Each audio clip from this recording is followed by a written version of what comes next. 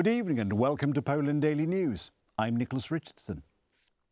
1 in 3 Democratic voters don't want the incumbent President Joe Biden to run for re-election. And it's not just the recent debate with Donald Trump, clearly lost by Biden. The problem is much more serious. There is panic in Democratic Party ranks. Joe Biden doesn't want to leave the stage despite the fact that even his most ardent supporters demand it. As a Biden supporter that I have been for years and years and years, ever since I was in high school, I'm worried. I'm really worried. I don't think that we can survive another 4 years of...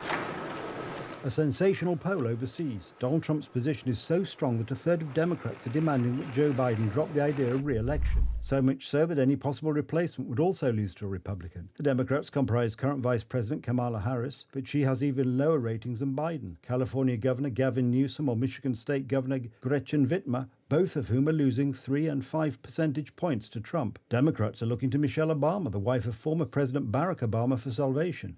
But she is not planning to run.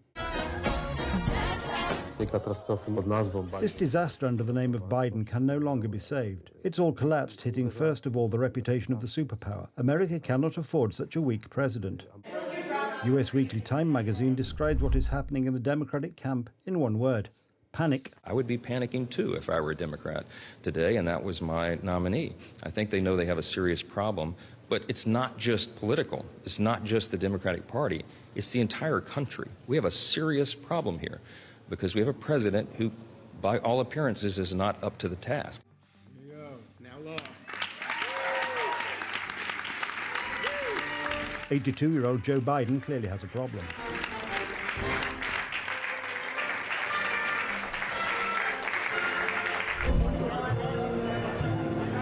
And not just in his own country. Recently, the behaviour of American leader at the 80th anniversary of the landing of the Allied troops in Normandy raised concerns. During the G7 summit, Joe Biden was rescued from his predicament by Italian Prime Minister Giorgia Meloni. Joe Biden. And this is an excerpt from the debate a few days ago that sunk Biden. And I'm going to continue to move until we get the total ban on the total initiative relative to what we can do with more Border Patrol and more asylum officers. I really don't know what he said at the end of that sentence. I don't think he knows what he said either. Biden himself, raising money for his campaign, explained to donors that he nearly fell asleep from exhaustion during the debate. Trump has long referred to Biden as Sleepy Joe because the incumbent president happens to fall asleep. Sleepy Joe would say the unemployment rate in the great state of Ohio. No, you're in South Carolina. Joe, you're in South. They come up and you ever see the guy that no, it's South Carolina. It's not Ohio. Okay. The White House explains Biden's indisposition in this way. It was a bad night. We understand that it was a bad night. And the president has spoken to this. And he understands that. The question is, where will this take Biden? And above all, where is Biden leading the United States? Mr. President, thank you. Martin Shevchak, TV Republica. The Polish-German action plan, to which Polish Prime Minister Donald Tusk agreed during German Chancellor Olaf Scholz's visit yesterday, in addition to issues related to reparations or migration, also concerns issues related to the shipment of oil, officially from Kazakhstan, but actually from Russia, to the Schwedt refinery near the Polish-German border. What did Tusk agree to? And what will this mean for the Polish refining industry? And has the Tusk government agreed to participate in the new German-Russian reset? The Polish-German action plan concluded during Olaf Scholz's visit to Warsaw also includes provisions related to the German refinery in Schwedt, located in East Germany, not far from the Polish border, which is served by the Druzhba pipeline running through Russia, Belarus and Poland. We will coordinate the provision of crude oil supplies to the PCK Schwedt refinery, the needs and level of crude oil supplies to the PCK Schwedt refinery via Poland's Naftogaz port, and the ownership status of the refinery. Officially, oil from Kazakhstan flows to the German refinery via the Druzhba pipeline. Formally, Germany imports oil from other countries. De facto, it is either from Russia or from Russia. The Russian company Rosneft still has a majority stake in the Schwedt refinery, despite the sanctions imposed on Moscow after the aggression in Ukraine. Donald Tusk's government comes in, agrees to everything. Russian oil and not Kazakh oil actually flows through the Druzhba pipeline, through Polish territory, to a refinery that is partly Russian-owned. Of course, control will belong to the government in Berlin, but 54% of the shares belong to Russia's Rosneft. and it will be Rosneft that will make any money on this oil.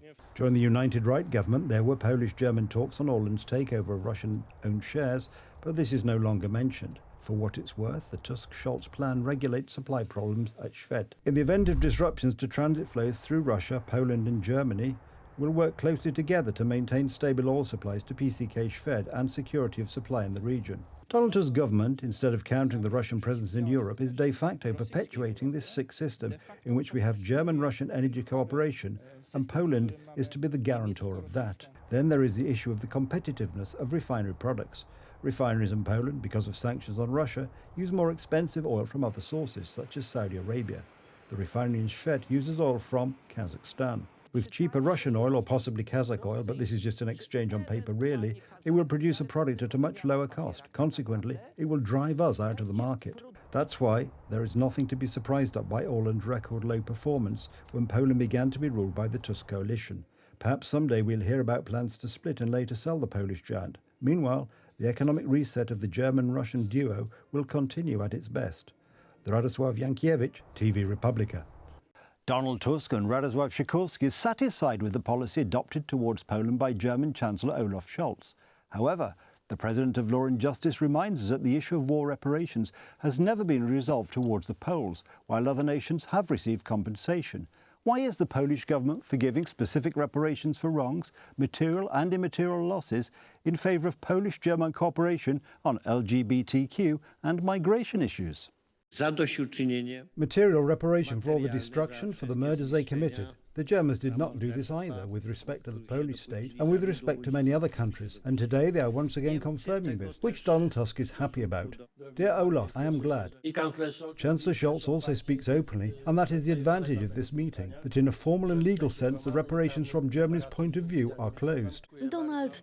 Donald Tusk repeats the narrative that the Polish government has renounced war reparations from Germany. Even if one were to accept it, it was the government of the Polish People's Republic. Meanwhile, after the war in 1960, Greece accepted 115 million marks from the Federal Republic of Germany as compensation for Nazi crimes. West Germany paid reparations to Israel and the World Jewish Congress, 3 billion marks in goods. West Germany pledged to pay 450 million marks to the Jewish Claims Conference. Meanwhile, Poland?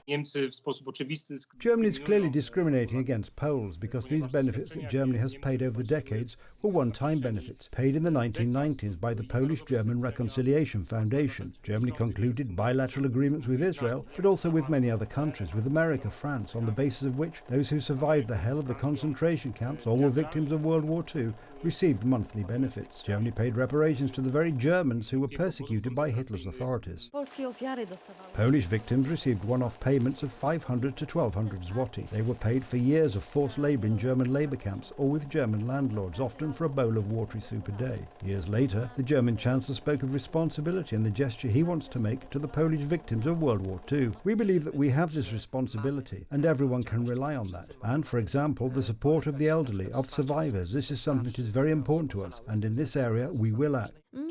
Nonetheless, the head of Poland's Polish Ministry of Foreign Affairs speaks of success. If I remember maths from school correctly, any sum compared to zero is infinite. So whatever Germany pays out now will be infinitely more than what Law and Justice got. The German side, in a document entitled German-Polish Action Plan, conveys with details what cooperation will look like. German border controls will remain because they are necessary, but at the same time that Poland will not introduce any controls, so we have total asymmetry. We will not agree to Germany telling some unspecific theses about the fact that they will try to compensate the handful of people who are still alive. Here, no one wants to rip anyone off on this issue. Not only is he not a man who can't be ripped off or a man who somehow counts very much, he is treated just like a farmhand. Editor Holdinska, TV Republika. The Santiago Zoo in Chile has shown visitors a young white rhino. Silverio was born 2 weeks ago and already weighs nearly a ton. The baby is healthy and went for a walk in the enclosure with his mother. These animals are most often falling prey to poachers who kill them for their horns. We feel great pride. We are leaders in the reproduction of a species that has been incredibly decimated around the world. This is a wonderful surprise. We knew Silverio was born, but we didn't expect them to show him. It's exciting to see them up close. Here at the zoo you can see animals that you can't see in their natural habitat. The white rhinoceros is the largest living rhinoceros, the fourth largest land mammal. It is surpassed only by 3 species of elephant. There are 2 subspecies of white rhino in the world. Northern, this is critically endangered with extinction, and southern, this is nearly extinct, but conservation organizations have managed to save it. White rhinos are threatened by habitat loss, but their greatest enemy is man. The animals fall prey to poachers who trade their horns. That's the news. Thank you for watching, and from me it's have a good night and a better tomorrow.